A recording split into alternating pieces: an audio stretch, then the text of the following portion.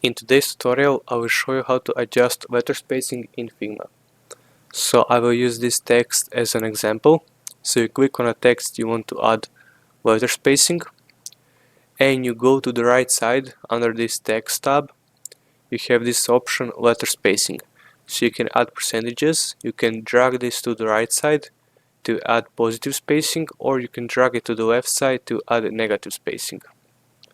Or if you want to, you can just type in the exact number you want. I will type in 15, and now we added 15% for letter spacing for this text. And I will just add this to 0, to normal. And if you want to only add letter spacing to specific word, what you can do is you can just highlight that word, you highlight it, and now you add letter spacing, and it just added to this word.